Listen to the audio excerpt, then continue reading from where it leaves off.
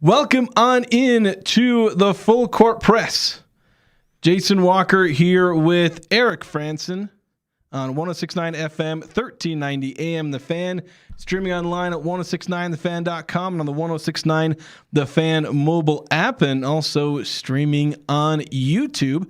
Thanks to everyone who's listening, however you may be doing so, whether it's, again, the YouTube channel at The Fan KLGN or on the mobile app or on the website or over the airwaves, our traditional home of the Full Court Press. We're glad that you're joining us. Feel free to text the Young Power Sports Logan text line, 435-339-0321. We don't necessarily have volume of topics, but we have topics with volume. We've got the Utah State win over New Mexico that sealed the Mountain West outright championship for the Aggies. We'll talk about women's basketball. Their season is over, unfortunately. It ended over the weekend at the Mountain West Conference Tournament. We'll also talk about the Mountain West regular season, kind of its conclusion. You've got all Mountain West talk to do. I've submitted my own ballot. Eric, I believe, was going to come up with his own ballot. We'll talk about some of these things. We've got some text coming in on that topic, but we'll dive a little bit more into that in the second hour. And then we got bracketology and pick six results. So, again, not the volume of topics, but certainly some things to dive into in some depth. So let's dive straight into this 9315 saying this Championship Monday. I guess we can call it that. Okay, I usually go with Reaction Monday, but Utah State defeating New Mexico 94-90, a final score that was slightly deceptive for the fact the Aggies were able to pull away a bit at the end. Although it was within 2 points with, I think, 27 seconds to go. So, New Mexico made this really crazy 7 seconds, excuse me. They made this pretty crazy last-second dash. But this was a game that was basically defined by Utah State getting whatever it wanted on offense. And then New Mexico would basically rise and fall on offense based on whether or not Jake Hall was hitting three-pointers. Yes. Jake Hall goes for 32 points in this game. One of the more impressive performances I've seen by an opposing player in the spectrum, let alone a freshman. This is a guy who's probably going to end up winning the Freshman of the Year award. But he absolutely was the leader for New Mexico's offense. Hit 7 3-pointers. Utah State basically didn't, I guess, I don't know how you say you don't know how to guard a guy when most of what he's doing is shooting 3-pointers. He attempted 22 shots, 17 of those were 3-pointers. So it's like, the guy's going to shoot a bunch of 3-pointers, and Utah State just didn't seem to defend him properly, according to the scouting report. Jared Calhoun, after the game, was saying they had a bunch of scouting errors in defending Jake Hall. And that was something where New Mexico was able to rally from rough starts to both the first half and second half, because the Aggies got out to a 22-10 lead. Yeah, great start. Yeah, they were absolutely tearing it up. New Mexico started the game 4 of 15 from the field. The Aggies, conversely, were 10 of 15. Look at their first 15 shots. So, and Utah State was drawing a bunch of fouls too. The Aggies ended up with 36 free throws. They were getting whatever they wanted at any level of the court, at the rim, beyond the three-point line. Not dominant from beyond the three-point line, but 37% will always get the job done there. And yeah, shooting 50% from the field, 83% at the free throw line. That was nice, getting 30 made free throws on those 36 attempts. So Utah State was getting everything they wanted on offense, and early on, they were doing everything they wanted to on defense. Then Jake Hall kind of starts going off. It feeds into some other players as well. It wasn't literally just him. But New Mexico went from shooting 4 of 15 to, I think it was, they made 11 of their next 16. Yeah, they got on a heater. Yeah. And Utah State just could not stop them. Couldn't slow them down. They go from being down and looking like they're just totally out of sorts to taking control of the game. New Mexico took control of the game. Yeah, they took the lead. They went into halftime with the lead after being down by 12, which isn't the most ridiculous margin to come back from within a half. But still, the way those first 10-ish minutes were going, that's about when the Aggies went up 22-10. And I was thinking this is like the UNLV game in Logan all over again. Well, it was, the Aggies looked good early. They had a double-digit lead, but then it got washed away. And the other team got momentum. The Aggies couldn't stop them. I thought, oh my gosh, here we go again. Yeah, it was worrying because, you think the first impression is, well, this is the game at New Mexico all over again. But then it becomes a different game comparison. Yeah, right, yes. And that was something that was really worrying.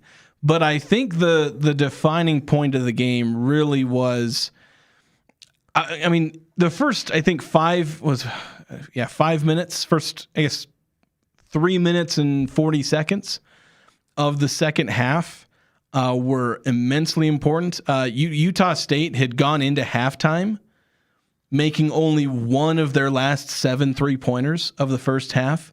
They come out of halftime and make 3 straight 3-pointers. Then they get an and one from Carson Templin. So they get 12 points just right off the jump. And it was a 12-2 run. I think I actually misstated it as a 13-2 run in some of my recaps. But 12-2 run by the Aggies. They go from down 1 to up 9. Basically, when they went into the first media timeout, the under-16 media timeout, they were leading by 9 points, even though New Mexico got free throws out of that timeout. But that was a massively defining moment for the Aggies. That was one of them. And then I think the other was MJ Collins at about the midpoint of the second half. He hits a couple of back-to-back 3-pointers that kept New Mexico at arm's length. They cut it down to a 1-possession game twice. Yeah. In about a minute span, and MJ Collins hit 2 3-pointers to say, nuh-uh. Yeah. We're keeping you guys at least 2 possessions away. Yeah, hang on now. So, Utah State got cold. Like, they went for, about 3-4 minutes where they couldn't score. And New Mexico just keeps chipping away at it, getting closer and closer. But the defensive adjustments, I know they gave up 90 points. It's hard to, really applaud a defense. Yeah. So you give up 90 points. But still, the defensive adjustments in the second half, particularly on Hall, and then just hanging in there and not letting the moment get to them too much. Like, they were able to, and I think good crowd, the fans who showed up and the students who stuck around, even though it was their spring break, deserve a ton of credit because they made it a great atmosphere for Utah State to get them through those lulls, through those tough periods. The players were able to still feed off of that energy and react positively. So I really liked some of Colby King had a great defensive performance on Hall in the second half, where he was so hot in the first, and it was just a totally flipped script in the second half. But when they had that stretch where they got cold and couldn't score, they still found ways. Like, yes, they were hitting home runs early in the half, but then they started to get cold. And we saw this from this team in times before where if they were struggling, everybody felt like they had to hit a home run. Everybody was jacking up 3-point shots, whether they were good looks or not. On Saturday, they just found other ways to make things happen. And so that was good coaching. It was the players listened. They found other ways. And sometimes it was just getting to the free throw line. Let's just get points. Let's slow this thing down, blunt their momentum. Let's stay ahead, play from ahead, and always try to keep them on their heels. Yeah, I think something that I think clearly has to have been an emphasis lately for the team is not just jacking 3-pointers just because you're kind of open. You have players on the team that they're going to have enough of a green light that you're not going to be mad with maybe any individual 3-pointer, especially with some of the 3-pointers these guys are able to make. But and if Carson Templin makes his first free throw or 3-pointer or 2, then sometimes you can kind of think, okay, I'm on. I got to rush more shots. But something that Drake Allen, Carson Templin, and really I think the entire team have really taken to heart is just because you made the one doesn't mean you have to take the next one. You're right. If there is a next advantage to play for. Because, if you hit one and then you're wide open on the next possession, well, take it. You're open. That's a good shot. Take it. But aside from a series where Carson Templin had 2 or 3 3-pointers in one span where he made one, but then like he missed a couple others. And it was like, hey, you need to not be rushing those shots, Carson. Like, I know he's actually technically shooting 40% from three in conference play. Like, I was surprised to be reminded of that. But he's actually shooting really well from three. But part of his efficiency is being very selective with the three-pointers he takes. He can't take rushed three-pointers. He can't take contested ones with tough closeouts. He's got to just take the wide-open ones and attack off of everything else. He's done better of late. But there were a couple in the game. So aside from like one or two examples, the entire team continued to be disciplined on the three-pointers they did take and pushed it into the paint, where, again, they are a strong team in scoring in the paint, have been all season. And in this game, you get 34 points in the paint. That's something that you want to see. You attempt 21 layups or shots at the rim, and then you got 36 free throws, which most of your free throws are going to come from when you were aggressive and push into the paint. And I don't know if any of those free throws like counted for points in the paint. Sometimes they include them, sometimes they don't. It can be finicky on exactly how they record those stats, but Utah State was really good at attacking the paint, and it showed where they had one of their best offensive performances of the game. Yeah, I mean, there were a lot of great moments, which we've kind of offensive highlighted performance here. Of the season, I should say, not of the game. Yeah. MJ Collins rediscovering his offensive prowess. That was fun. They really needed an MJ that. Collins game. Mason Falslev making game-winning plays left and right. Drake Allen had a great game. As we've already detailed, Carson Templin hitting some big threes. When Carson Templin hits threes, it usually is a good game. Yeah, which he's starting to do Aggies. more and more regularly. That's why his impact has grown so much, is that he's hitting those three-pointers more often now, like about one per game as opposed to one every other game. Yeah. But I was super impressed with Zach Keller. We talked about Utah State's bigs collectively need to start being consistent. And Zach Keller specifically himself, if he can be an impact player, this team can go places. Now, what he did doesn't really show up in a lot on box scores. Yeah. He ended up with 8 points. He only had 1 rebound and 1 assist. He did hit a 3. Yeah, that was an important one. His presence in the paint, even though like he fell hard, like he looked hurt, like he was going to be out, but he came back in and just what he was able to do defensively, really frustrating Thomas Bouillon, who got most of his stuff late because he really didn't come alive until really late in the second half, and at least offensively. But I was really impressed with Zach Keller and his role that he played, things that he was doing that don't always show up on a box score, but he was super impactful in the game to help Utah State control the paint and really control what they wanted to do offensively and defensively. Yeah, just being a big body out there, and also something that really gets overlooked with him is his ability to at least go out on the perimeter and, not instantly get dropped. Like, I think there was a play where he was going one-on-one with, I can't remember which guard it was. I want to say it was Tennant or Jake Hall, but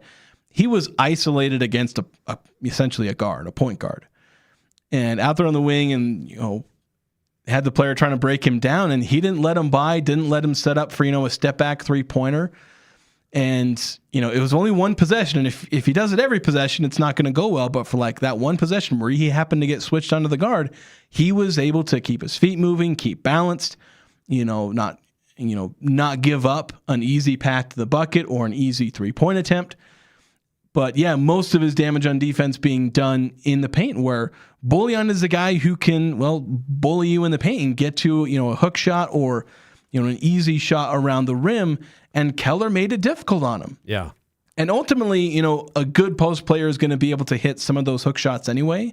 It's designed to be an unblockable shot, and if they can hit it, they can hit it. But he did a really good job of not, letting it be a really close shot or an in-rhythm shot. They're trying to back him down to get closer, and he's doing a really good job of not falling for any fakes, not getting set up for an easy spin move toward the bucket. Really disciplined post defense, and then obviously enough strength to not get back down. So yeah, Zach Keller had 8 points in the game, but I'd argue that was his least important contribution to the game. Yes. As important as scoring 8 points in a 4-point victory is. Everything else he did just didn't really show up on the stat sheet, save for the fact that the Aggies were plus 12 with him on the court, which was the best out of any player on the team, including MJ Collins, Drake Allen, and Mason Falsliff, who were actually all plus 7. Exactly plus 7 for all of them. So yeah, Keller was huge in those 21 minutes that he played. Yeah, absolutely monster performance. And Gary, I know he's kind of in foul trouble, but Gary Clark, I thought, had some great moments, had some great lobs. Yeah, he was able to finish at the rim. Yeah, in that first half, yeah, he was there for kind of a similar situation with rebounding and defending to Zach Keller. But yeah, I got a little bit more of those lobs on offense. That was part of the Aggies going up early. He was part of that run, had most of his 6 points, I think, within that first 10 minutes of the game. Yeah. Yeah. So when you've got a day where your big men, your 3 big guys, have the performance that they had, Gary Clark with 6, Carson with 15, Zach with 8. You get 29 points out of those 3 bigs. I mean, that's tough to beat the Aggies when your bigs play like that. Yeah, if you're getting that many points, like usually you're looking for, maybe 20 max out of those 3 guys, and about 10 to 15 of that coming from Carson. Yeah, you get 29, then you've done pretty good. Yeah. Now in Utah State, they gave up 90 points, but that didn't come because of what the bigs were doing and how the bigs were playing in the low post and playing their role. So I really like, and I wanted to make sure we highlighted the Utah State big guys for how they played on Saturday afternoon, because they played a really, really critical role in securing that win for the Aggies. I'll say this. I'll add one more thing, because giving up the 90 points was not good. A lot of that just came from 12 3-pointers from 2 players. Jay Call and Tajavis Miller, I'm not actually sure how to say his name. They hit 12 3-pointers between them. New Mexico hit 13 the entire game. Those 2 players were absolutely going off from 3. And it ended up opening up some things, especially late first half and even some middle to late second half, where that was where a lot of New Mexico's bulk scoring came, where the Aggies would either be giving up those 3-pointers, or New Mexico is kind of parlaying that stretch defense into a few shots inside for some of their bigs. Though there ended up not being a ton, because Bouillon and JT Rock combined for a decent 20 points, but it was spotty. It wasn't a ton. A lot of the damage was done by guards. Tennant had 14, Miller had 16, Jay Call had 32. That's where the majority of your scoring is coming from. But I do want to point out something with Jay Call, because this guy was poised to potentially have one of the best scoring nights a visiting player has ever had in the Spectrum. I only have data going back to 2004. I believe one person was telling me there was a Seattle player who had like 45 or something like that. Because I have game log data through Basketball Reference going back to 2004 that I can quickly search. The most points anybody had scored in the Spectrum in essentially 21 years was a couple of different guys had 35. And Jake Hall had 32 points at the 10-minute mark. He crossed the 30 threshold at the 13-minute mark. So with 13 minutes to go, Jake Hall had 30 points. He was 11 of 15 from the field. He was 7 of 10 from 3. He had 4 assists and 3 rebounds. In the final 13 minutes of the game, crunch time, things need to happen. You got to lock down, play defense, and play offense, and all that kind of thing. The championship is on the line. Yeah. The Aggies stepped up on defense, and Jake Hall, from that point on, he had 2 points. He had a couple of free throws. Those were at the 10-minute mark. And he went 0 of 7 from the field. They were all 3-pointers. He had no assists, no rebounds. He was a ghost on the stat sheet, except for when he was missing 3-pointers. And you go back and watch, and I need to maybe go back and even post some clips, because what the Aggies were doing and just basically blanketing him without really having to dedicate extra effort. They just did an incredible job switching and making sure that nobody lost him.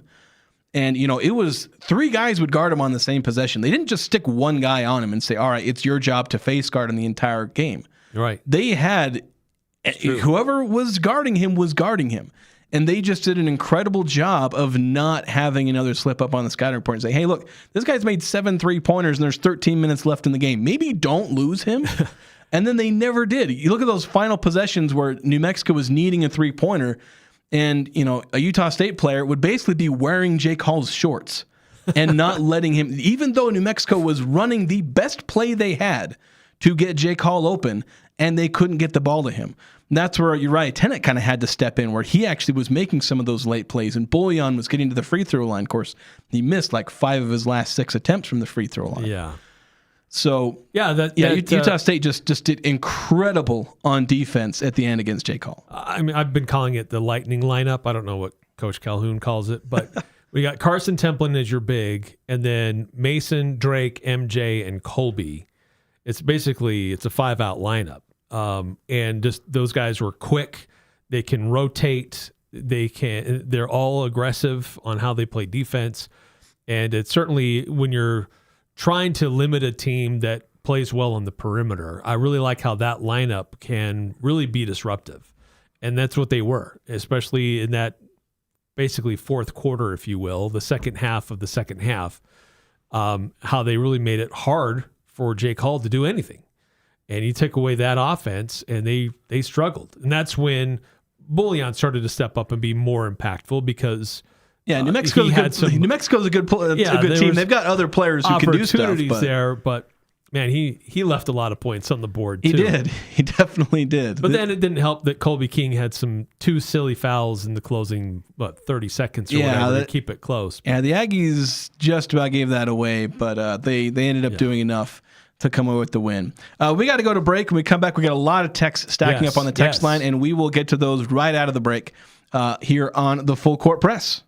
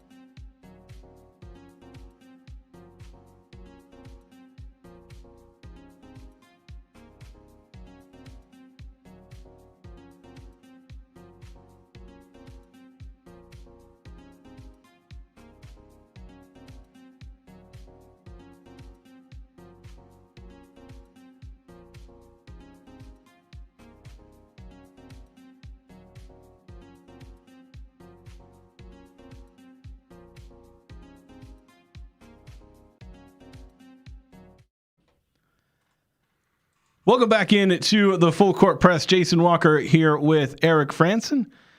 106.9 FM, 1390 AM The Fan, streaming online at 1069thefan.com and on the 1069 The Fan mobile app and on YouTube. The Fan at KLGN is the YouTube account. You can go check out, watch video of us, just talking about the Aggies. We've got a lot of text on the Young Power Sports of Logan text line. If you want to join the conversation, text 435-339-0321. I've already got 9315's text pulled up, so we've got a few of these. I'll go through them real quick. I'm saying, have you seen anywhere on social media where the Mountain West Conference is congratulating Utah State for the outright championship in basketball? I haven't noticed. And then I'd say Mason mode was the defining difference in this game. And it was amazing how many old duffers were actually standing out of their seats in this game. And adding the rest did an okay job calling the game, except they're inconsistent. They'd go in like 3-minute spurts of how they would call it, and they would switch it up. There's a bunch of different things there. I think the Mountain West, one, their social media team is busy at the Mountain West tournament for women's basketball. And two, I guess, since they already sent out a graphic for the Aggies winning the tournament, or winning the, it was a shared, clinching the share of the title, but they sent that out on like Thursday. I guess they're considering that good enough. Yeah, I guess. I mean, they did post something, yes, that recognized Utah State having a share of the championship. Should they have done something where they said clinched it or outright? Yeah, probably. Maybe. But they probably used the graphic that they created for the share of the title. I don't know if they're going to create a new one. Yeah. But yeah, the referees, that was just weird where it's just inconsistent. Like that was the biggest problem is they were letting contact go on one end but not the other. Of course, the Aggies made out just fine in terms of number of fouls they drew. They shot it 36 times, 36 free throws. There were just some moments where I know the fans were getting really antsy about it. And yeah, Mason obviously was the difference, but I think MJ Collins, like that's your MVP of the game. Mason obviously had a lot to do with it, but yes, Mason MJ really shone in that game. 4177 saying Glory doesn't have anything to do with the referees in the Mountain West. They come from the Western Officials Consortium. This was probably from the Aggie call. Yeah, I know there's a lot of people that were trying to get really in on the Gloria Navarez isn't going to let Utah State win the outright championship, and it's like, you think Gloria Navarez is controlling the referees? No, she's not. 6021. We'll dive into this a little bit more, but asking, do you think Mason will get Player of the Year? Short answer is yes. We'll talk about it a little bit later in the show. I think so. But there's a lot of other good candidates out there. Based on the straw poll of just a few coaches who we've got some reliable, thoughts of who they're going to vote for, a few of the media who have submitted ballots. Most of them have Mason, though, not exclusively. 2444 sending this in Sunday evening, saying, what a win by the Aggies on Saturday. Such a great way to send out the seniors by clinching the outright conference title. Hopefully the boys can play loose and free in Vegas this week. It's a luxury to go into the conference tournament with an NCAA tournament bid locked in as an at-large if needed, which got me wondering, have the Aggies ever gone into the conference tournament knowing they would safely be in the NCAA tournament field regardless, even with a quarterfinal loss, maybe 2023 in retrospect, given that we were an 8 seed, but I don't know if projections had them in as comfortably heading into the conference tournament as they do this year. I don't know that USU was a sure bet to go get in 2019 without winning the conference tournament either. So honestly, 2020, you mean, probably. 2018-19, because probably both. I mean, they didn't tend to go to the tournament in 2020. Yeah. Though they qualified. I'd say that I'm going to go back and try and refresh my memory. So 2018-19, they were in. They won the conference tournament, beating San Diego State in the championship, but they were going. That was a team that had won a share of the Mountain West title. They were, I think they had 25 wins going into the conference tournament. They did get 3 more, but they were in. Would they have been an 8 seed with a quarterfinal loss? No, but they would have gotten in. 2020, that one I'm not so sure that they would definitely have gotten in, but Like I seem to recall feeling like the sentiment was, if I recall this right, the sentiment was Utah State needed to be in the championship game. Yeah, I think in getting in the championship game to get that at-large opportunity. Yeah, getting into the championship game really helped, and then beating San Diego State removed all doubt. Granted, the tournament was canceled, so nothing could really go there. But yeah, they wouldn't. I don't think they would have gotten in. I mean, again, tournament canceled and all that, but I don't think they would have gotten in if they hadn't made the title game. 2020-2021 season. I don't think they would have gotten in if they had made, because I think that one is another one where they made the title game, but they lost that one, I believe, to San Diego State. And I don't think they would have made the tournament. They made the tournament by the skin of their teeth that year. They did get one of the last 4 byes, I guess. So maybe they were a little bit further in than I expected because they didn't have to do the play-in. But I feel like that was probably the closest the Aggies have gotten to not making the tournament in a year where they did make it. And then the 2022-23 season, the second Ryan Odom year, they were pretty comfortably in. They lost in the semifinal, I believe. So they were pretty comfortably in. Same with Danny Sprinkle's team. And then obviously Jared Calhoun's team last year, they were all pretty comfortably in. So like most Aggie teams were in by the time they got to the tournament. There were, I think, 2 years where there was some question, probably maybe 2 or 3 years where there was some question. I'll settle on 2. 2 of the Craig Smith teams, there was some question as to whether they would get in, but they removed all doubt. You know, Craig Smith teams essentially going 3 for 3 minus the canceled tournament. By the way, I've been scrolling the Mountain West socials to go back over their history. They did not create their own graphic to celebrate Utah State winning the Mountain West regular season outright. Yeah, they just retweeted Utah State. But they did retweet Utah State's a couple of different things that Utah State did. So that's, I guess, how they said they celebrated Utah State. Retweets count as endorsement in their case. Yeah. 6543 saying, just curious, how many teams the Aggies have played this year have legitimate shots at getting into the NCAA tournament? Just to check bracket matrix, most of them, it's by auto bid. South Florida, I believe, is still in the mix, but they're looked at as an auto bid out of the American. VCU is kind of on the bubble. Yeah, they're currently in on 74 of the 77 brackets, so they're kind of comfortably one of the last 4 in, but who knows, things can change. And then I think that's just about it. I think there might be one team. I'm looking among the all the one bid leagues. I think there was one that got eliminated. Montana State, I think, was one of them. But yeah, not too many. So did I come up with 2? I think, yeah, right now that's kind of all that where we're at. Yeah, so not as many as one would hope. Then, you know, that's excluding any Mountain West teams that may get in aside from Utah State, as that would obviously increase the total. But San Diego State and New Mexico are both basically out. There are 9 brackets total combined that have either of them in.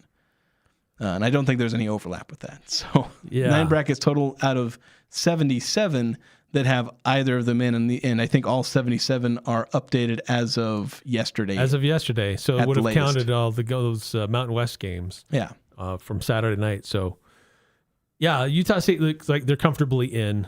And regardless of what happens in the Mountain West. Yeah. I think their resume is strong enough that they're going to be in no matter what. Just what is their seed? Yeah. If they lose on Thursday, what if they get blown out? They're still in. Yeah, they go from probably being an 8 to maybe a 10. Yeah, honestly, I think they're a 9 seed right now. 10 seed if they lose in the quarterfinal.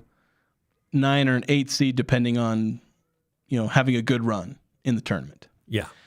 8968 with a couple of texts here. One saying, I know the Aggies will probably wind up playing Las Vegas in the first game of the tournament, and I actually welcome it. I really believe that they can't beat the Aggies 3 times in a row. I also didn't like Carson shooting 2 3-pointers at the end of the half and missing so bad. I believe that cost them the lead at the half.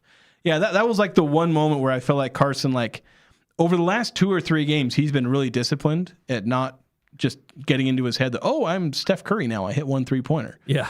That was kind of the one time where he let it go a little bit. He was open, but like for him, he shouldn't be taking step in 3-pointers. He shouldn't, for him, it's catch and shoot. You're wide open. Nobody's closing out on you. And he's largely done very well over the last 3 games. 1 or 2 possessions at the end of the second half was the one exception to that. 8968 also saying, I read online that one beat writer had a player, I think, from Las Vegas as Mountain West Player of the Year. And I know it was Chris Murray had UNLV, or had Draw Gibbs Lawhorn. The other ballots I've seen so far, the public ones, including my own, have Mason as the Player of the Year. Draw Gibbs Lawhorn makes a compelling case, but I think there's a lot of folks who have a hard time giving the Player of the Year to a team that finished 9th. Yeah. Although I'm not really... Excuse me, 8th. Yeah, 8th. I'm not really... I don't like the best player, best team. I didn't want to take that into account. And that's not exactly what I'm saying, but when you consider, like, winning shouldn't matter. When you're choosing the Player of the Year, winning should have something to do with that. And Mason makes a lot of game-winning plays for his team. Yeah. It's more than just points. Gibbs Lawhorn is a great scorer, but does he help get his team wins? Yeah. And Mason gets wins for his team. Yeah, and that ends up being, when the divide is that big, it becomes something that's notable. If it's first versus second, I'm not doing best player, best team. It's how good are they really? But when it's that big of a gap.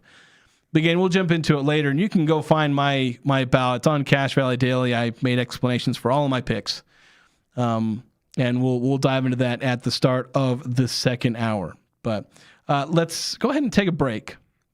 And when we come back, Utah State men's basketball is looking ahead to, a season that is as long as they can make it at this point.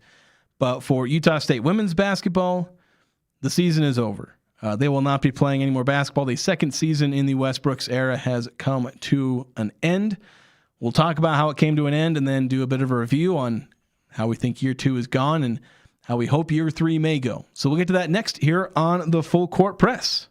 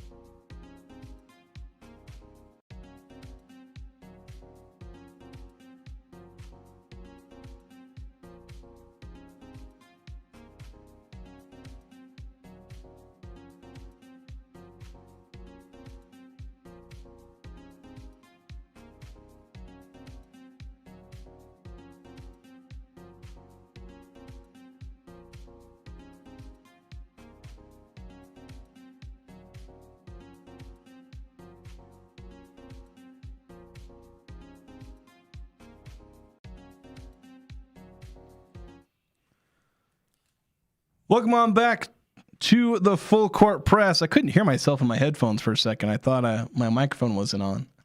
I hear you. Eric hears me. He has to. It's his job. Right. You're there. So Utah State women's basketball, an unfortunate, I guess, losing streak to end the season. They lost their final. That's a lot of games for me to count. 1, 2, 3, 4, 5, 6, 7, 8, 9, 10, 11, 12, 13, 14, 15, 16, 17, 18 games. Oh. And a lot of those games at the end were hard fought for about 2 or 3 quarters before they would falter at the end. For instance, against Grand Canyon, they were doing pretty well. I believe they were leading. I think they were. They were up. They were up at leading half by 4 after the first quarter. Still up by 2 at the end of the second. So they went at halftime. Yeah, and looking okay. And it was still close at the end of 3, but then they get outscored 21-9 in the fourth quarter against Grand Canyon in what would ultimately be their final game of the regular season. They finished 6-24 in what really has to be called just a snake-bitten season. Because you had a team who was challenging itself a little bit in the non-conference, where there were some easier teams. You had Cal State, Bakersfield, and Omaha, who were not particularly great teams, but they came away with wins there. But they played Utah, Oregon State, Oregon, Loyola Marymount. Some pretty solid teams. Beat some pretty good teams like Idaho, who's a solid women's basketball team. But injuries started racking up early in conference play. Aaliyah Gales going down early. Marina Asensio not too long after Gales came back, as Asensio suffered a season-ending injury. Then a host of other players, because it wasn't just those two. There were days where they barely had enough to field an entire rotation. Yeah, players with visa problems. Yeah, so just a host of issues in what would probably, I think, have been a 10 or 11 win season. Without that extent of injuries, you probably get a couple of extra wins. They might, with the wholly injured team, they dang near pulled off a win against San Diego State, who only lost 2 games to Mountain West opponents all year. 1 in the regular season. Mm-hmm. They nearly beat Nevada on senior night. That was a heck of an effort, getting that to overtime and then barely losing by 3. In overtime, competing again. Most of these games late, where they lost a lot of these games by double figures, but they compete. Yeah, Grand Canyon, they were up by 13 in the second quarter, but they go ice cold. Yeah, and they just run out of steam. They run out of gas. They don't have enough. They didn't have enough horses to make it through the end of the race. Just that kind of ended up being the issue there. So it's a really unfortunate way to see the season go. For one that had the promise of being a better rebuild season. At no point were we really under any delusions that the Aggies were going to be like conference contenders. But again, they were supposed to be like pushing for a 500 record overall, even if not necessarily in conference play. And in the end, they go 2-18. They finish 11th in the Mountain West Conference for like a 4th straight year, although it wasn't dead last, but they still finish 11th. And, you go 6-24 on the season. And so Wes Brooks, we're 2 years into Wes Brooks trying every trick in the book that he knows how to try and turn this team around. And he's got 10 wins and 51 losses. And I think, given the way we saw this season goes, there's no way that you consider firing him. He put his heart and soul into this team. Like, unless there's something crazy going on behind the scenes, which I don't think there is. Like, you give Wes Brooks another chance because we saw the kind of recruiting he did.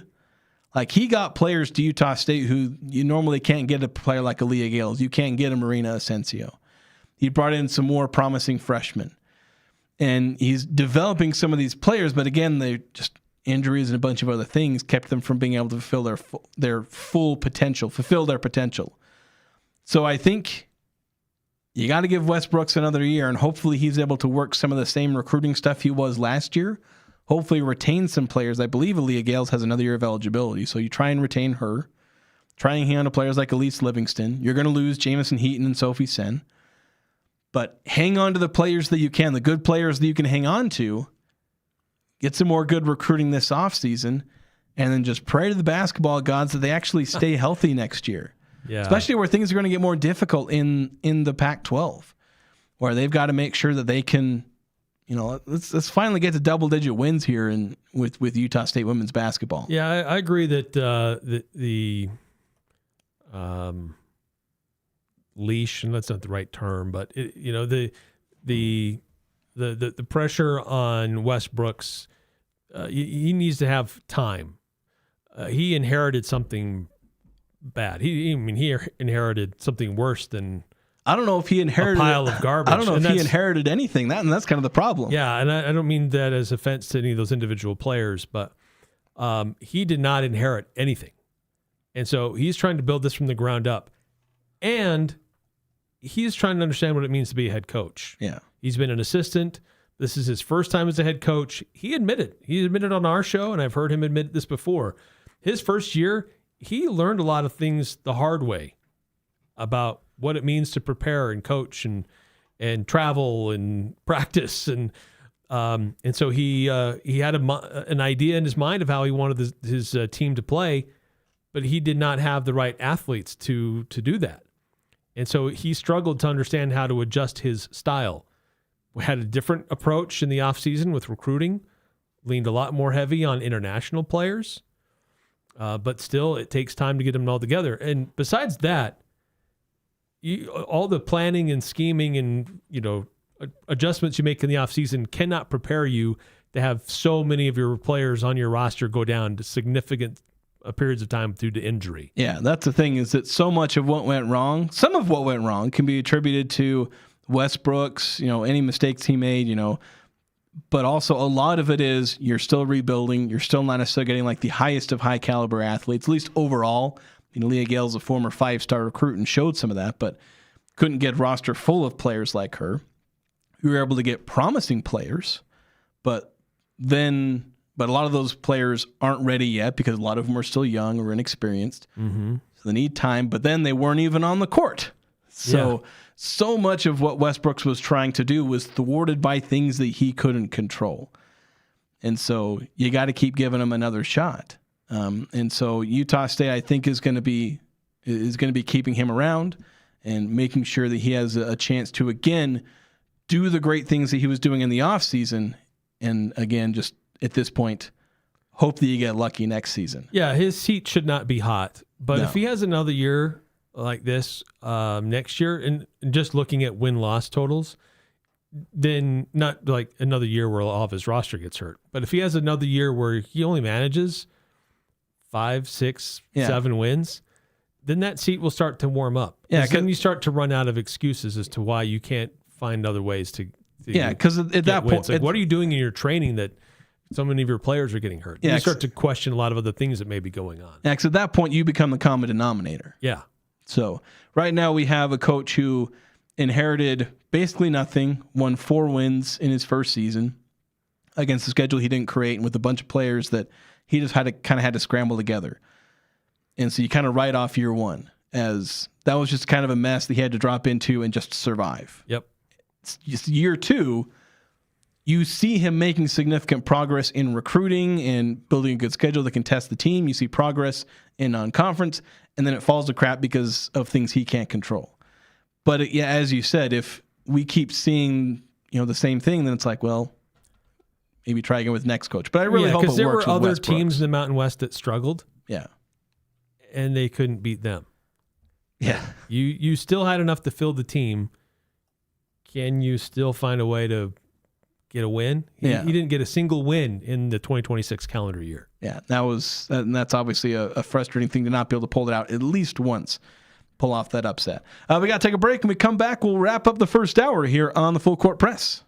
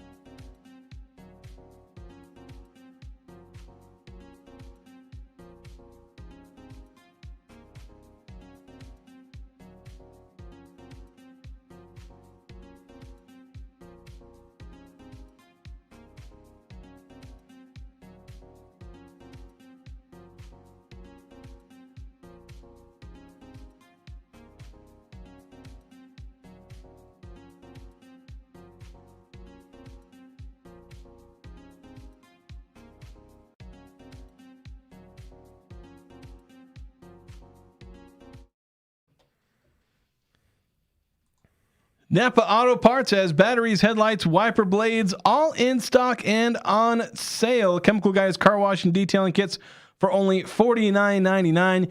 You get air fresheners, shop towels, seafoam, and more. It's on sale at your locally owned Napa Auto Parts stores. They got locations from Preston all the way down to Providence. So wrapping up the first hour here, I want to get to this text from 2444 saying, what time are all the All-Mountain West awards released? I believe tomorrow. I have to go back and check if they released them on the Tuesday before the tournament starts on Wednesday, or if they release them the Wednesday morning that the tournament begins. I can't remember which. I don't recall off the top of my head. We'll be talking about that a lot more to start the second hour. We'll go over my personal ballot. I was given an official ballot, and I sent it in. Doesn't count as much as the coaches. Mine's worth like a half vote, and the Mountain West are we're the full vote, but half's better than nothing, I guess. Okay. But we'll go over that. We'll also go over Eric's thoughts on all Mountain West teams, all these individual awards as well. My official, unofficial ballot. Yeah, your unofficial ballot. We'll just call it that. A couple of minor points of news. Utah State hiring new cornerbacks coach. Yes. I suddenly forgot his name. I don't think I could pronounce it anyway. I had it. Now I've Eric had cleared off. Eric had it pulled up, and then it was Devontae Cross, the new cornerbacks head coach. Kind of a late hire, I guess. Maybe they just didn't have one. I can't remember a member of the staff leaving as the cornerbacks coach, but he was the corners coach, or he was a defensive grad assistant with Bronco Mendenhall when he was in New Mexico. So okay. Another connection. Another part of Bronco Mendenhall pretty much hiring exclusively from people that he's worked with, which, I mean, that's not necessarily crazy. It's not unheard of, yeah. That's not unheard of, but it's it's exclusively. That's where he's unique. It's completely exclusive, which is where it gets to be unique there. Yeah. That's going to do it for us here in this first hour. Stick around. We'll talk All Mountain West Awards, what we think may happen in the coming days when they're announced.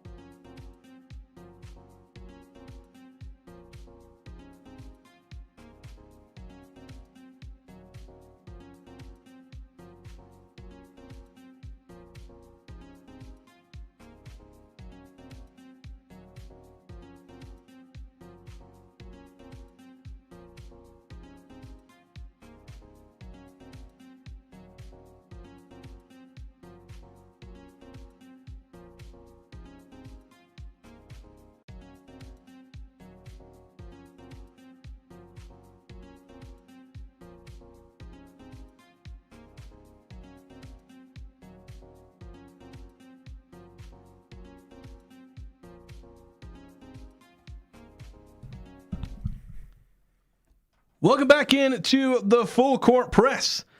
Second hour here with Jason Walker and Eric Frandsen on 106.9 FM, 1390 AM The Fan. Streaming online at 1069thefan.com and on the 1069 The Fan mobile app, as well as streaming on YouTube. The Fan KLGN is the account. You can find us on YouTube. And we spent most of the first hour talking Utah State men's basketball. They won the outright Mountain West Men's Basketball Championship after a win over New Mexico by a score of 94-90.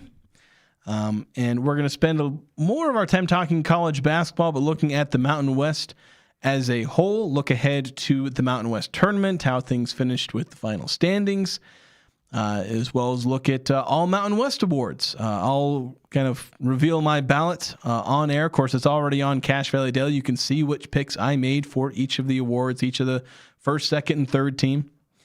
And we'll see if we can draw any thoughts out of Eric, his unofficial ballot.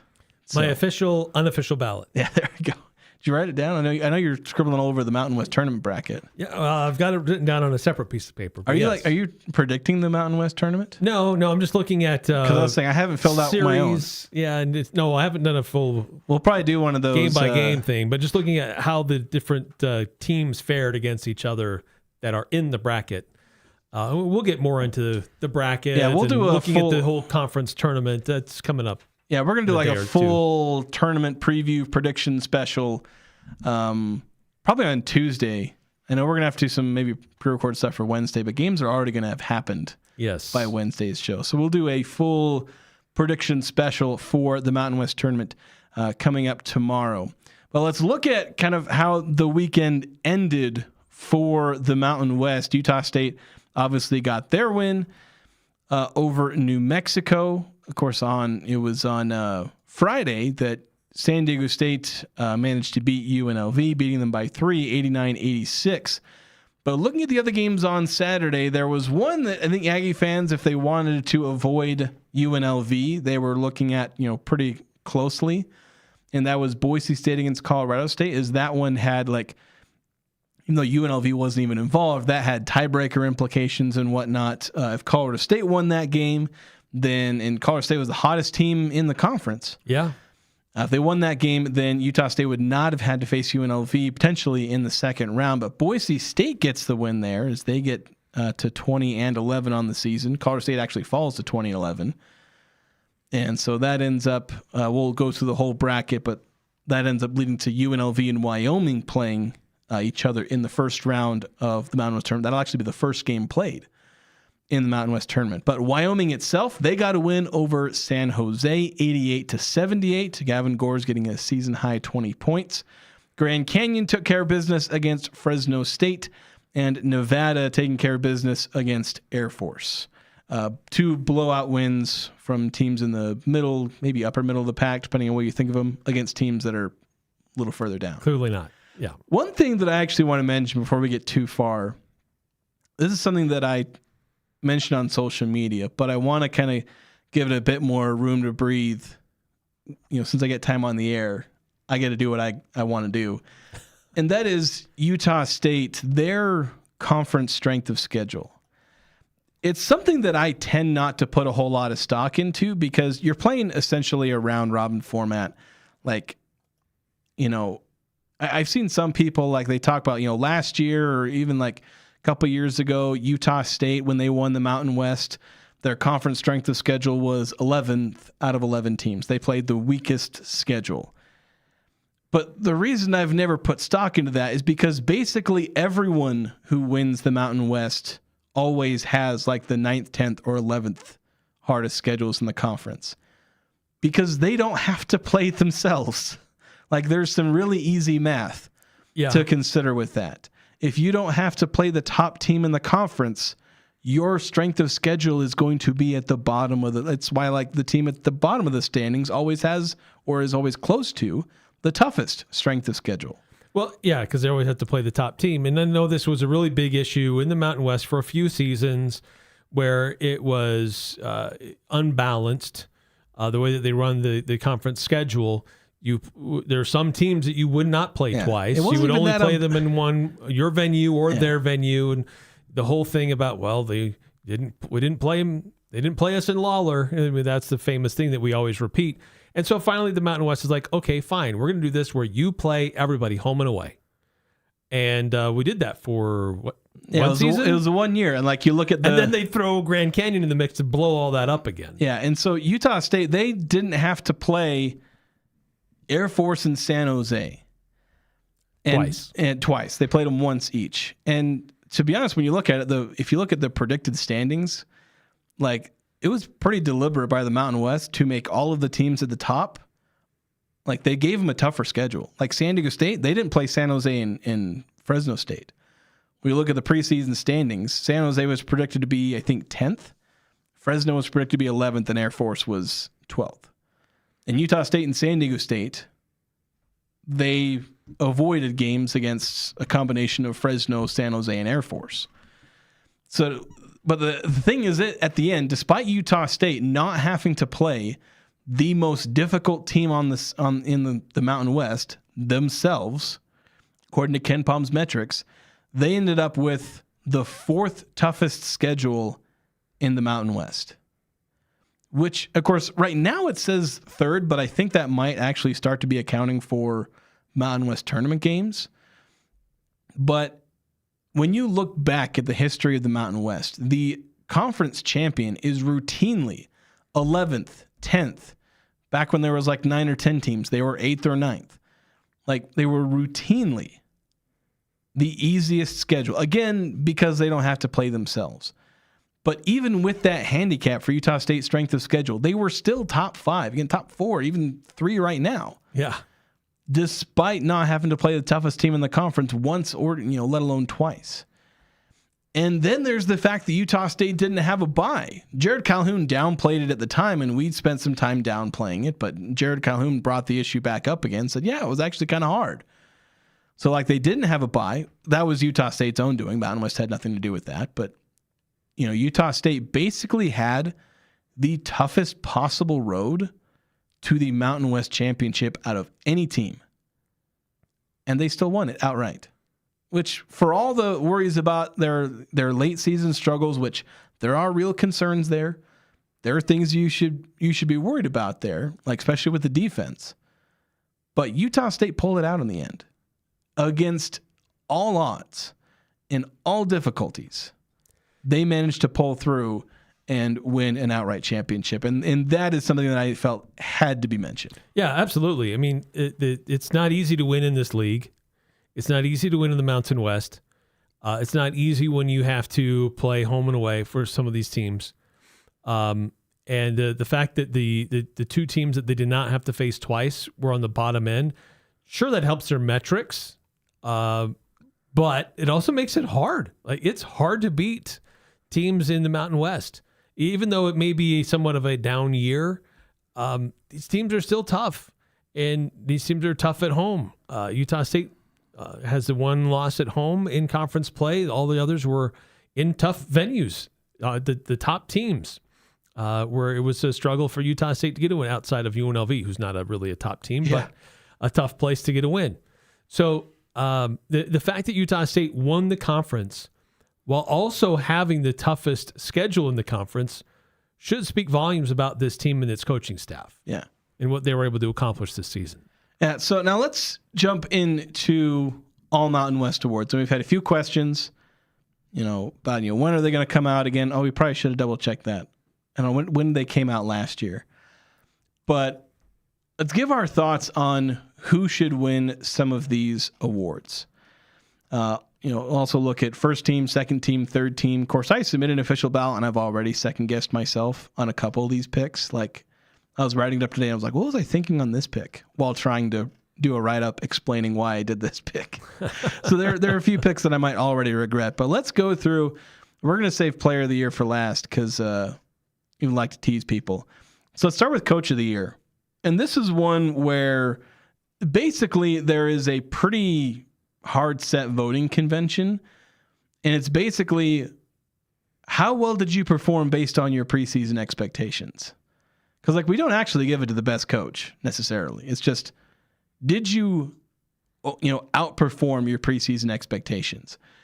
And the thing is, we didn't really have anybody's, like, who was picked 7th, 8th, 9th, finish in the top 3.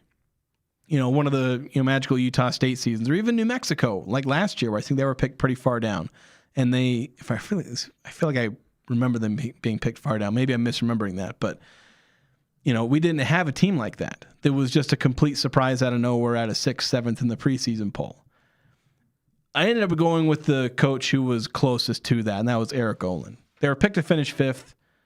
They finished 1 win away. They win 1 of their last 2 games. They were both in.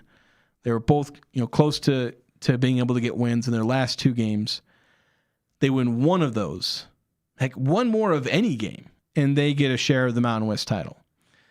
They did it with an entirely new roster. They had like 3 freshmen. They were crucial in their rotation. I know one of the freshmen is also somehow a senior because he got honored on senior night. Yeah, it's kind of a weird deal. You had a guy like Jake Hall leading your team who's a freshman, being able to coach him. And obviously he's a great talent, but coaching him and getting him into the right place to be that kind of player, getting, Thomas Lev Bouillon, sure, he's a bit older, but he's never played college ball, getting him ready. Uriah Tennant was another freshman. Having him be part of your rotation, like, that was a really good coaching job by Eric Olin. Yeah, and I can't argue against that. I think that he was at a school where he had a great year at San Diego, and you're like, well, gosh, this guy likes to have his team shoot a lot of threes. They came to Logan and beat the Aggies, and they were kind of this surprise team that everybody's watching, but it's San Diego. Would that really translate in the Mountain West? And usually you think, maybe give them a year or 2, and they'll kind of build things up, and then it could be, if he's a really good coach, then it may take him a minute, but he'll start to show out. He hit the ground running in year 1. And so, yes, he had a great season. However, I disagree with who should receive the Coach of the Year award. I'm going to give it to Jared Calhoun for largely the reasons we just talked about a few minutes ago. He took his team through the toughest schedule in the conference. There was a lot of uncertainty about his own roster. Lost guys to transfer portal, brought in other guys were unproven. He put some freshmen in some big important roles and got them playing significant minutes and significant roles. So I would give my award to Jared Calhoun as Coach of the Year. And not just because best coach on the best team, or the coach who coached the top team, but he did that through the toughest, most challenging schedule of anybody else. And he had things with his roster that he needed to be remade himself. So I'm giving mine to Jared Calhoun for the season that he was able to pull off. And again, winning should stand for something. And he won more games than anybody else in the Mountain West Conference this season. You're just a homer. No, I'm not. If it was New Mexico who won the conference title, then I would probably, again, winning should mean something. Yeah. It's not just give it to whomever won the most games. Winning matters, but it's also how Coach Calhoun got those wins with his team, going through a very tough schedule. On the 9-5 saying, Jason, can't you homer up all your picks so that all Utah State, like a certain media member does? Who's the one who does that? I don't know if it's for Utah State who does that. I've only seen a couple of public ballots, and the ones I saw were reasonable. I think the Mountain West media does a pretty fair job. Yeah, you got to name names 9-5. Yeah. And then 9-5 all saying, yes, Eric, I agree with you for Coach of the Year. Let's go to 6th Man of the Year. If you want a homer pick, I took Carson Templin. My other, actually, one thing real quick. I know you talk about BJ Davis for 6th Man of the Year a lot. He was not eligible. I know a lot of San Diego State fans, when there have been some ballots that didn't have BJ Davis, are like, what about BJ Davis? And he was ineligible for this award. Criteria, this is like one of the 2 awards that had any specific criteria. And it was you had to have started 5 or fewer games during Mountain West play. BJ Davis started 7. That's that. Yeah. And honestly, he was my guy. Yeah. Until I learned that late. Yeah. And so Yeah, so there's nothing you can do at that point. But then if not him, then I would go with Carson Templin. Yeah, Carson Templin. And to be honest, another player who I think, as I was studying it, came pretty close to maybe even getting the nod. That was another San Diego State player, Pharaoh Compton. 72% from the field. His impact metrics were pretty good, but Carson Templin had like 50 more points in conference play. He had double the rebounds, triple the assists, more steals and blocks. So I went with Carson Templin, where he was a big impact player. Templin himself shot 54% from the field, 42% from three. And then he had, averaged 4.5 rebounds, an assist, and just under 1 steal, 1 block.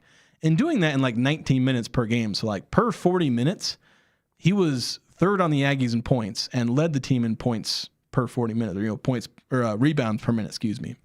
So he did a really good job, and to me, he's the 6th man of the year. By the way, before we continue, I scrolled back through Mountain West Awards last year. Were given out on Tuesday, the 11th. So the Tuesday before the conference tournament got underway. So I would anticipate we will see these official awards announced tomorrow. 6391. I was going to read this because I saw his before you looked anything up. But 6391 was basically telling us the same thing. So thanks for the assist, even if Eric stole your thunder. So confirmation. I was wanting to give our texter the credit for doing the research there, and then you were just like, "So sorry, 6391." I mean, I saw it on the text line from 6391. And confirmed and they scrolled it in my research. And they scroll all the way back to find a tweet where one of the sent a screenshot of one of the tweets from 2025. So I need to give credit where it's due. Yeah. Freshman of the year, I actually flipped my pick for a couple of reasons. I had Thomas Love Bullion. Then I changed it to Jay Call, and you won't believe what changed that opinion. Could it have been a certain game on Saturday? Maybe. That and the fact that I was also talking with Sean Harrison, and he was basically not going to vote for Bullion out of a protest for him being designated as a freshman. Oh. And I was like, yeah, I kind of get that. Yeah, it's a weird eligibility thing for him. But Jay Call scoring 32 points, I was like, yeah, let's just go with Jay Call, and maybe I'll join the protest as well. But Jay Call... you don't get freshmen like that very often. 17.5 points per game in conference play, 50, hair under 50% from the field, 46.5% from three on high volume. And then you get yourself 4 rebounds, 2 assists on the side. You don't get talents like this very often. Yeah. Look, there were stretches of the season where Adlan Elamine was the shoe-in for this award. He was starting. He was impacting the game on offense and on defense. He had a couple of games where he had double-doubles. But over the last few weeks, he's kind of disappeared. And in that time, Jay Call has really surged. So Jay Call is who I would also give the award to. There are a lot of good freshmen in the Mountain West this season. Yeah. I don't think not an easy pick. Yeah, I don't think Adlan was ever in consideration for Freshman of the Year. Because he got Bullion, Deshaun Gorey. There are a lot of good considerations. Jay Call was in there. But there were stretches where Adlan, he received Freshman of the Week. Yeah, so 1 week. Once. So there's 1 week where he was the best freshman. But I mean, it was a deep pool to draw from. It was, yeah. But even then, Jay Call separated himself from a really nice group of freshmen, especially the last few weeks. Yeah, like Nads Meyer was a really good freshman. True. We got to take a break. Although let's get through one more of these. Defensive Player of the Year, because we're going to get to newcomer and Player of the Year. Defensive Player of the Year. There were 3 players that I considered for this: Miles Bird, Nana Owusu-Anane, and Elijah Price. I'm not necessarily a guy who does the whole stocks thing, like with steals and blocks, but coincidentally, all these players do really well in that. Miles Bird was first and third, first in steal percentage, third in block percentage. Elijah Price was second in either steals or blocks, and then he was 8th in the other. I don't remember where Owusu-Anane was, but he ranked incredibly well in defensive impact metrics, and all 3 of these players ranked really well in defensive impact metrics. I just went with Miles Bird because I ain't seen defenders like that in a while. Like a guy with his athleticism and defensive instincts is a huge thing there. Yes, great defensive instincts. And how many times would a guy look like he has a clear path, and all of a sudden Miles Bird comes from in behind and blocks the shot from behind, doesn't even see him coming. I also considered Mason Foslev on this list to be a defender of the year. But for me, it was a 3-man race between Bird, Owusu-Anane, and Foslev. But I ultimately went with Miles Bird, just how he is as an on-ball defender. He has steals. Mason has steals. But really what separated for me was how many blocks like Miles Bird gets. Yeah. And he's got a deceptively long wingspan and is a great on-ball defender. So for me, that's kind of what separates him by a narrow margin over some of these other guys. But he, in my mind, is the defensive player of the year. Yeah. All right, so we're going to get to the player of the year debate. I'm sure that one we'll have a lot more to say about that, as well as newcomer of the year. We'll discuss because they are somewhat related. So we'll get to that next here on the Full Court Press.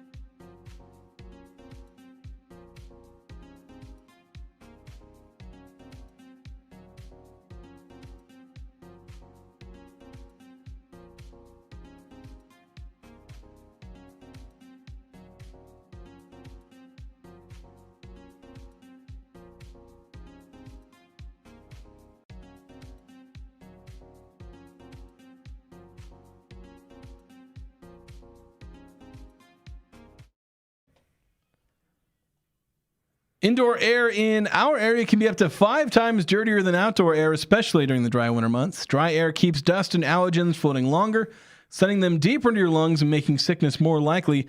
Mountain Valley Heating and Air installs high-efficiency steam humidifiers that use 1 gallon of water with no waste to improve air quality. So call 435-753-5170 for a free in-home air quality assessment from Mountain Valley Heating and Air. So, one thing, 639 was the one who helped us with our research. Talk about how he scrolled all the way back to 2025. He said he just searched a newcomer on Mountain West's tweets. So, it's clever. Working smarter, not harder. Yes, good for essentially. But we talk about newcomer of the year. And that one's actually a pretty easy award. I think, I don't know if anyone, like, there are some great newcomers. This is another one that had somewhat specific criteria, basically non-freshmen playing their first season with their current team.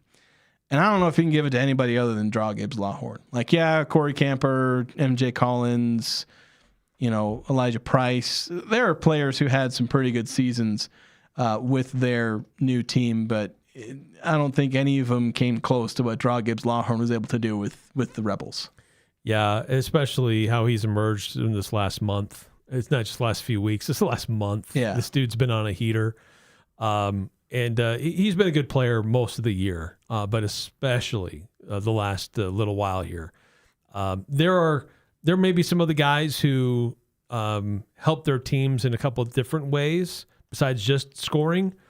But this guy, the way he scores, it's on a level that nobody else competes with in the Mountain West. Yeah, his offensive metrics, like nobody touched his offensive metrics. Like, And again, I was sorting by conference stats only because that was the criteria they gave us.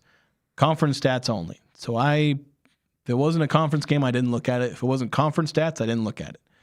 Did my best to completely isolate. There were some impact metrics that could only be sorted for like the last 30 games or so or the full season. So I was kind of trying to do my best.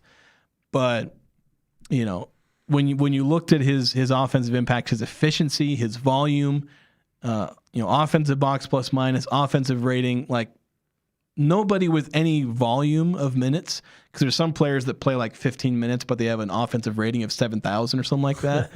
Because if you score 3 points in 2 seconds, then you have a pretty good offensive rating. But anyone with any level of volume of minutes wasn't even close to what Draw Gibbs Lawhorn was doing. I know Chris Murray was kind of comparing some of his numbers to Jimmer Fredette, who won National Player of the Year. And there were some great offensive, it's a decently good comparison between the two, at least for the Mountain West portion of that season. So, yeah, it was an incredibly impressive season. But now moving to Player of the Year. And this is one I probably spent an hour, I think, going over all these awards and kind of preparing my ballot. I did most of it before the New Mexico game. That's why I had some that I switched. But I did most of that before the New Mexico game. And of the hour, I probably spent a half hour splitting hairs between Mason Falslev and Draw Gibbs Lawhorn. Like, how close was Mason to Gibbs Lawhorn in offense? Because again, nobody was close, but like, how close was he? How close was Draw Gibbs Lawhorn to Mason Falslev's defensive output? Like, looking at efficiency, Gibbs Lawhorn was pretty darn efficient, but Mason Falslev was like, he was also, 50, 40, almost 80 in, his free throw percentages. He's getting a lot more rebounds, a lot more assists. Like, I spent so much time trying to figure out, okay, what is the separation? And I don't know if I really truly ever found one, but I ended up leaning with Mason Falslev. Call it a homer pick if you're not a Utah State fan. If you're a Utah State fan, I'm sure you're fine with it, but call me a homer, whatever. But ultimately, I went with Mason Falslev. I didn't really do it on the basis of Mason Falslev being best player, best team, because again, I don't really like that argument. Though in the end, it does count for something when the difference is this drastic. When it is, first place versus eighth place, that'll count for something. Yeah. But this is an individual award, not a team award, and I wanted to hand it out on an individual basis. So I ended up, and in the end, there was an aspect of winning that counted. But again, it was because it's so drastic. Because like Draw Gibbs Lawhorn, those final 11 games where he went Super Saiyan, UNLV went 6-5.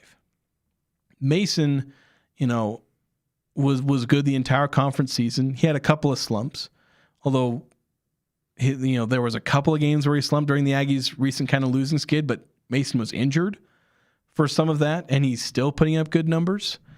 And so, again, I end up leaning toward Mason, but a lot of this was individual impact and not just because of the final standings. I'm also going with Mason Falslev.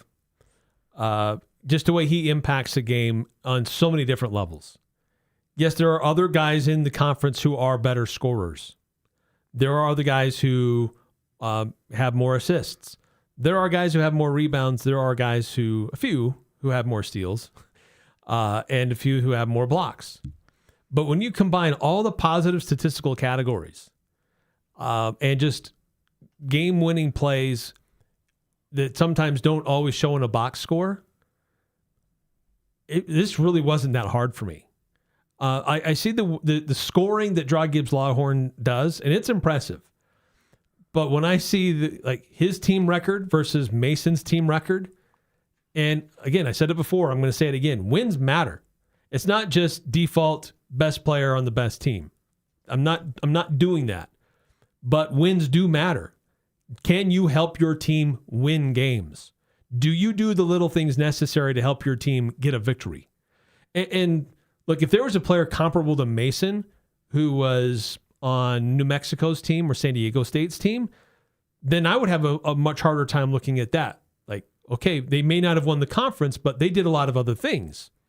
So for me, it really wasn't that hard of a decision to pick Mason Falslev as the player of the year.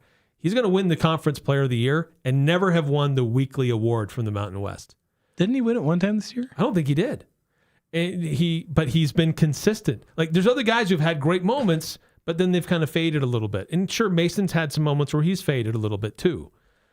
But how he impacts a game for his team, offensively, defensively, and things that don't show up in a box score, it wasn't hard for me to pick him as the conference player of the year. One thing as far as like the scope of like how many different ways he can impact the game, one stat that I looked at was he had 5 games where he scored 20 plus points. He had 4 games where he had 5 plus assists, and he had a couple games where he had 10 plus rebounds.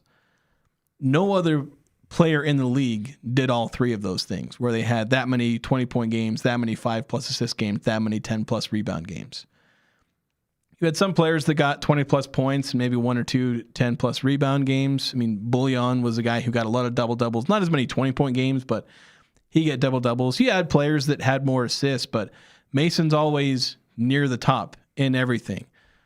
Then there's the steals and just overall defensive impact. It ends up being, I don't know if you want to call it jack of all trades, a master of none, because in a sense, he was either a master of or close to a master of most of the things that you do when you play basketball. Yeah. You know, Gibbs Lawhorn, he is a master of offense in a way that nobody else in the conference can match.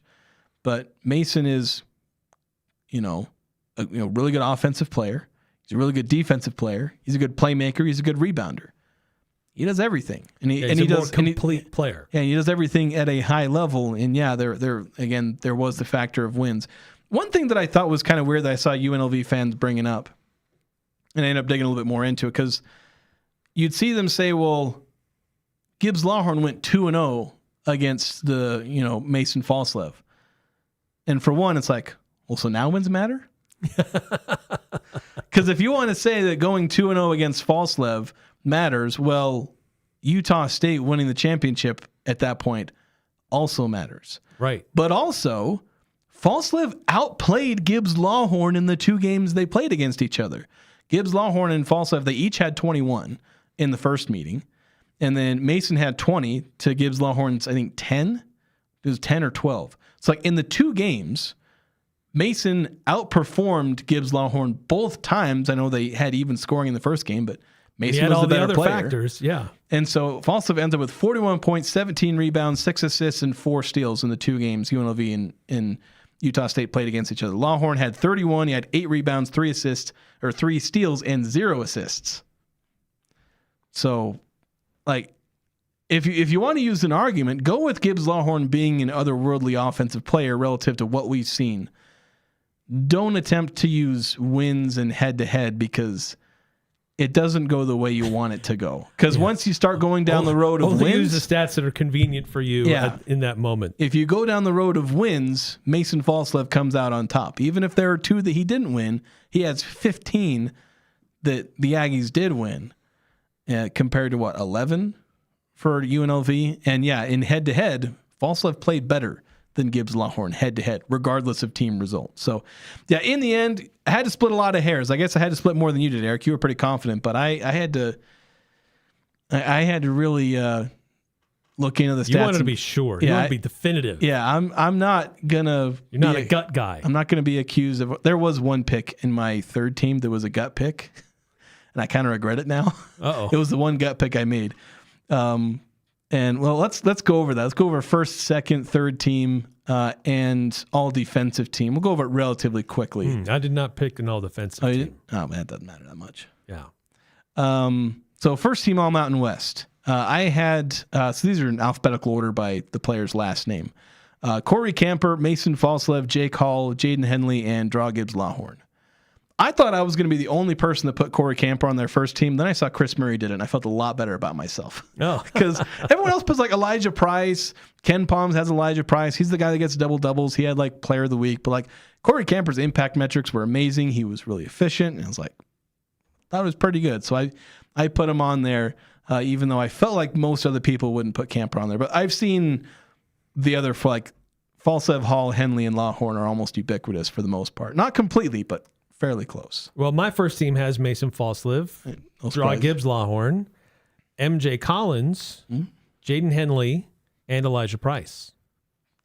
So I did put Elijah Price on my first team. Yeah, which like if somebody puts Elijah Price, I will not complain. I will not really even disagree with that much. I just went with somebody else on Nevada's team. Yeah, and I don't have Jake Hall on my first team. Yeah, that was, I think, along with moving Bullion out of freshman of the year, I moved him out of first team as well.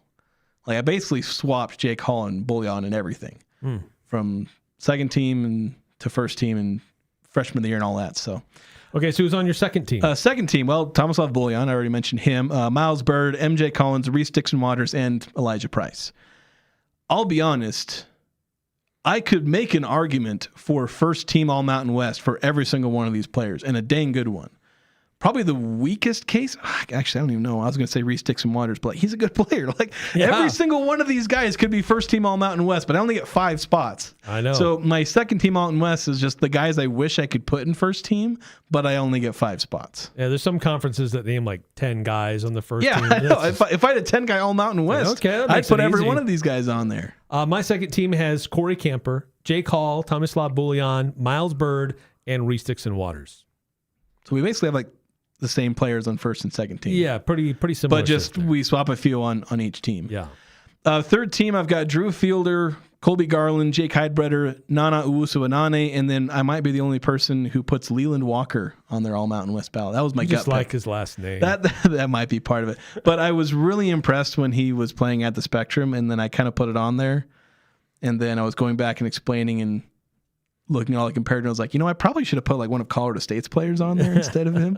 But you know what? I'm going to stand by it. Leland Walker, third team All Mountain West. I went with Drew. So there's some similarities. I went with Drew Fielder, Jake Heidbreder, Drake Allen, Colby Garland, and Kyle Jorgensen. See, I didn't go with Kyle Jorgensen because it just didn't, he missed a lot of Mountain West games. It was an injury thing. If he'd played the full Mountain West season, I bet he would have made third team at worst. At worst. Maybe yeah. second team. Of course, that was obviously a competitive field. But And when I look at Drake, like this is a guy who he's up there in a lot of statistical categories, top 5 across the Mountain West. a lot of impact metrics too. Yeah. So how can I keep that guy, whether he's wearing a Utah State jersey or not? How can I keep that guy who's so high across so many different things off of one of these teams?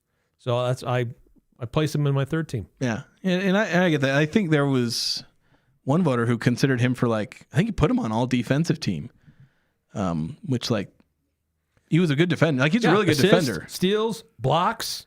Yeah. I mean, he shows up in a lot of categories. Yeah. And then I didn't put all defensive team on my write up. Oh, now I got to figure out. I got to pull up on.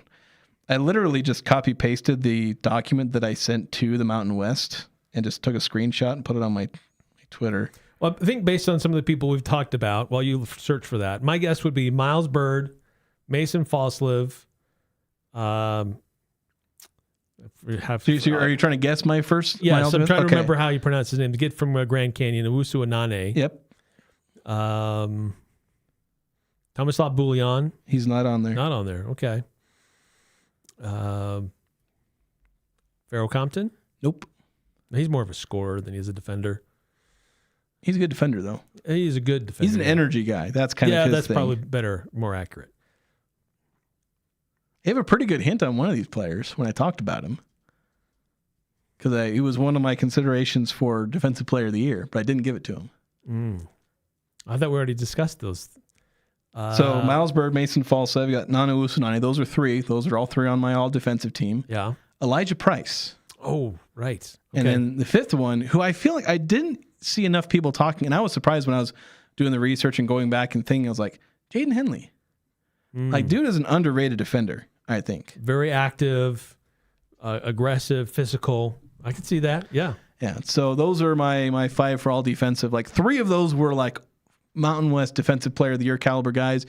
Mason at one point in the season, at the midway point, heck, as we were entering Mountain West play, which oddly enough, none of what happened before then actually would have counted in my eventual analysis. But at one point he would have been my pick, but he wasn't Defensive Player of the Year caliber on defense. Still really good on defense. I need to mention, I put him on my all defensive team.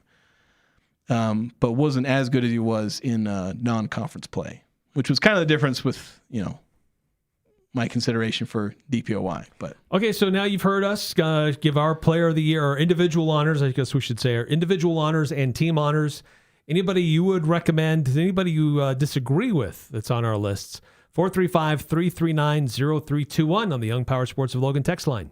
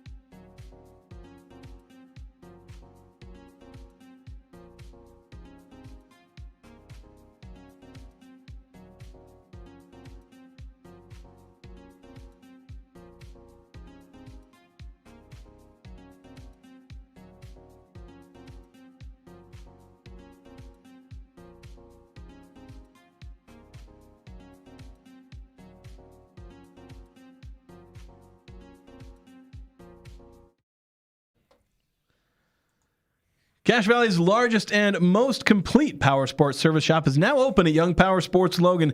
They service all brands, all makes, all sizes, motorcycles, ATVs, UTVs, and more. No guesswork, no shortcuts, just trained technicians who fix it right the first time. They got Can-Am, Kawasaki, Polaris, Ski-Doo. They can handle them all, in and out, done right, guaranteed. Pickup and delivery is available within 25-mile radius, so you can get back on the road, the trail, or the track fast. Schedule your service now at 755-7111. That's Young Power Sports Logan Service Department, 755-7111. And they sponsor our Young Power Sports of Logan text line. And those of you watching on the YouTube stream at the Fan KLGN, you can see that on screen. It's a 435-339-0321. Throwing a lot of phone numbers at you real fast there. Yes. Of course, also, if you're watching on YouTube and you hit the like button, it turns into a little like basketball, like dribbles. Oh, that's cool. It's a fancy little animation. I didn't realize that. Press the like button, see what it's like. I like this. Ooh, look at that. Dribble. It's a lot of fun. So that's my cheap little trick to get everyone to like the video. But it is true. It's not a lie. That is an actual true thing. But bracketology, that's one thing we wanted to go over a little bit. And the question here is, will the Mountain West be a one-bid league? And I think the answer to that question is basically based entirely around how likely it is you think Utah State will win the conference tournament. Because if they win the conference tournament, I don't think anyone else gets in. Right now, the resumes for New Mexico and San Diego State, those are really the only two schools that are in discussion. Yeah.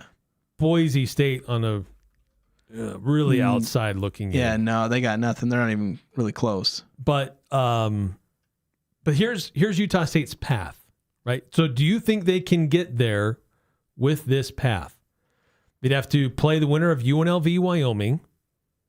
And if it's UNLV, Rebels have had the Aggies number the two times that they've met. Of course, Wyoming, in the one meeting UNLV and Wyoming had, Wyoming spanked the Rebels. 98-66. But that was back in early January. Still, that was like right around when Droget's Lawhorn was about to go off. They had Tyron Jones. They were mostly healthy in that game. So USU wouldn't have to get past UNLV. I'm just going to assume UNLV. Yeah, Eric's just going to assume UNLV. He's not giving it to Wyoming. And if they win that one, then they would play the winner of Grand Canyon and Nevada. Not giving any hope to Air Force? You don't think Air Force can pull the upset on Nevada? Air Force lost 81-66 and 74-59 in their two meetings.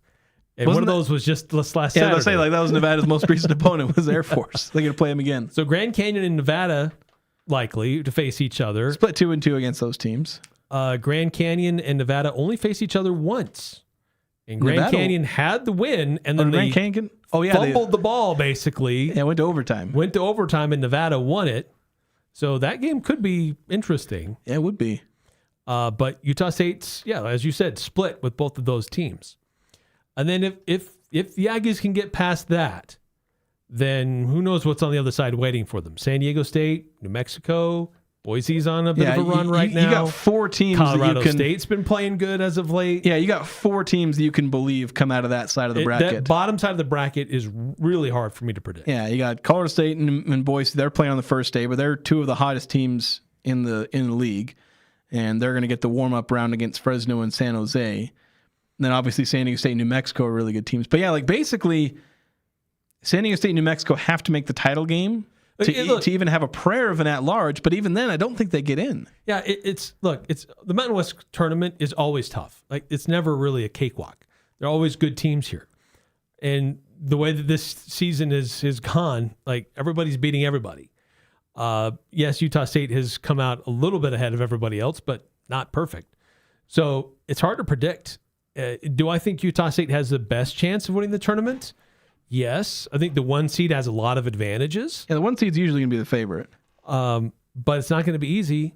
So somebody has to beat Utah State in order for the Mountain West to be a two-bid league. Otherwise, in a weird year, the Mountain West, with all its success over the years and all its good programs, could very well be just a one-bid league. Yeah, and that would be kind of a sad ending there. But I guess if you're a Utah State fan, would you be happy about it? I mean, I feel like you have to be happy about that because it means the Aggies would win the conference tournament. But would it give you like even more glee that Utah State forced the Mountain West into being a one-bid league by sweeping the championships? Yeah. Like with that, you're obviously happy with the two champions. No extra NCAA units for you on our way out the door. It's like you're obviously happy in any case where you're winning both those championships, but does it add icing on the cake that it makes the Mountain West a one big league where in years past you're like, but for the good of the conference? I know. This year, I know. Yeah, Eric was pounding the drum for the good of the conference for years. It'd be better for the conference if Utah State lost. But not this year. Not this year. Not this year. So you maybe hope for San Diego State because that's for the good of the Pac-12, although Pac-12 doesn't get any of that money, but it's prestige and whatnot. Right, yeah. We got to take a break. When we come back, we're going to have pick 6 results. The 6 things that we thought were going to happen over the weekend. We'll see how well we predicted. Had stuff with the World Baseball Classic, a lot of college basketball, and even some NBA. So we'll have that next here on the Full Court Press.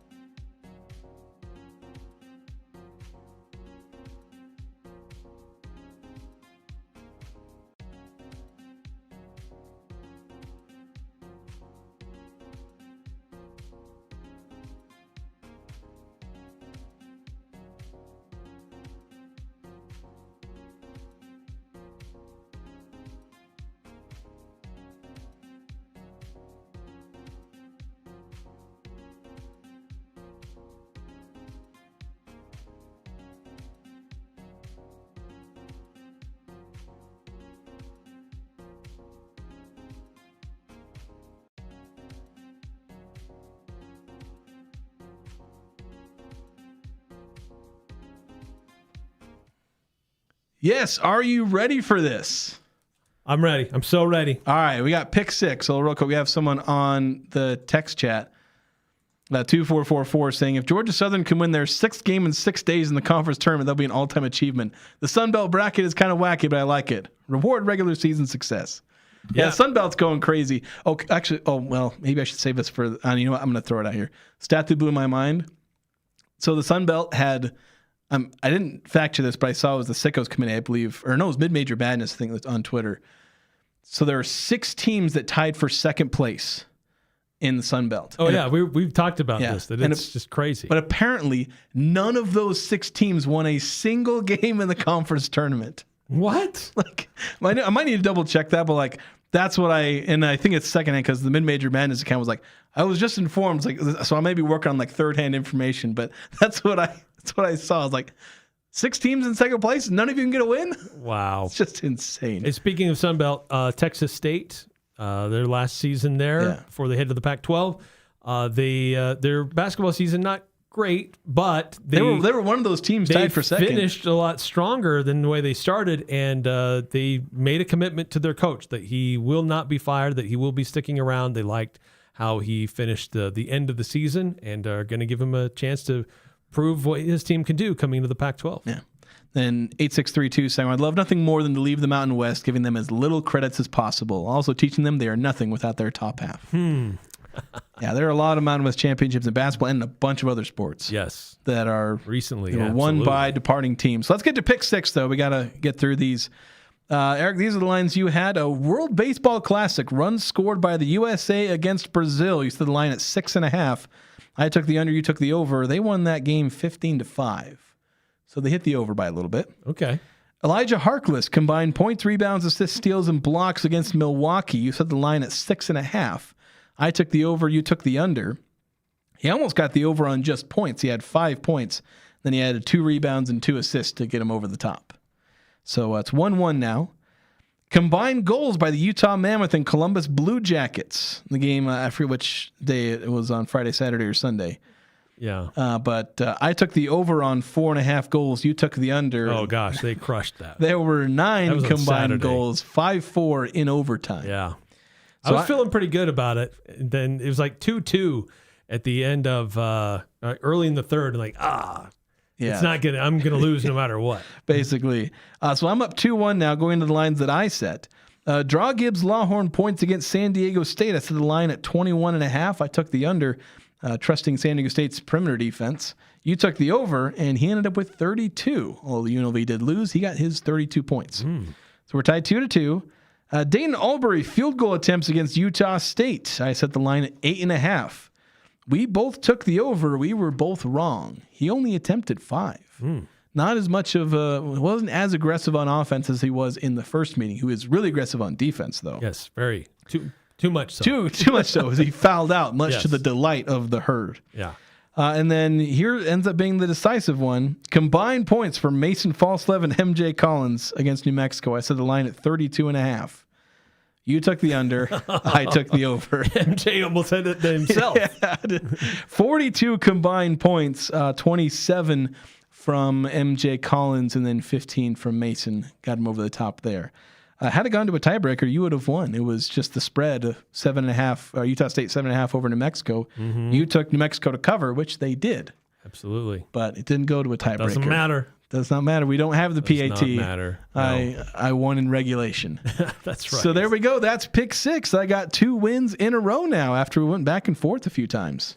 Hey, just before we wrap up the show, for those that follow baseball, could be a really spicy one tonight in the World Baseball Classic. 6 o'clock on Fox. United States versus Mexico.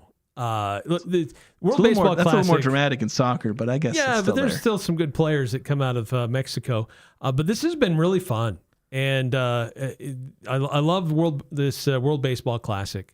You get to see players in countries that you kind of forget that they're a dominant country in baseball. Like Dominican Republic has just been crushing everybody, but the Team USA has been playing great as well. So and you kind of forget, wow, they play baseball in Brazil and in Great Britain. But anyway, it's been fun, and I hope folks are tuning in and giving its attention because it's worth it. It's fun baseball. Yeah, it worked. Obviously, last time we had the World Baseball Classic, it was a really good event. A lot of people loved it. We have basically everything except basketball seems to be entertaining when we get. Of course, sometimes the Olympics can get interesting, but I don't know. We get some really good international tournaments with hockey and with baseball. Hopefully some of these other sports can catch up. Yeah. That's going to do it for us today. Thank you so much for listening, watching, however you've joined us today, or via the podcast afterward. Thanks for listening, and we will talk to you guys tomorrow.